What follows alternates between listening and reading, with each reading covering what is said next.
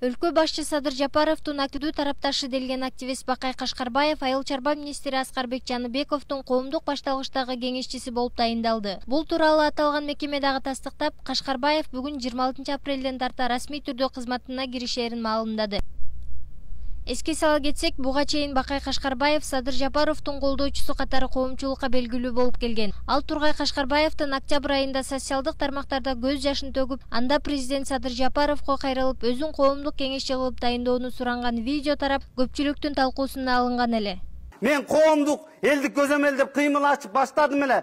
Колдоп атат, жакшы, офиста бердиңиз, рахмат аныңызгачы. Бирок сиздин колдооңуз көрөк. Мени элдин астына чыгарып туруп көргөсүңүз. Могу Кашкарбаев деген Бакай менин коомдук кеңешчи кылып алыңыз. Мен жаман кеңеш бербейм сизге. Жапаровду башкаларды алгыча мени алыңыз жаныңызга. Мен кууйм ошо бузуку 200-дүнүн баарын кууп чыгам жаныңыздан. Белгилей кетчү жагдай буга чейин 23 апрелде 2020-жылы жыйынтыгы жокко чыккан парламенттик шайлоодо Мекенчил партиясы менен аттанган 28 жаштагы Адина Марипова президенттин коомдук башталгычтагы жардамчысы болуп тайындалган. Баарына маалым болгондой эле аталган партияны Садыр Жапаров жана Камчыбек Ташиев негиздеген.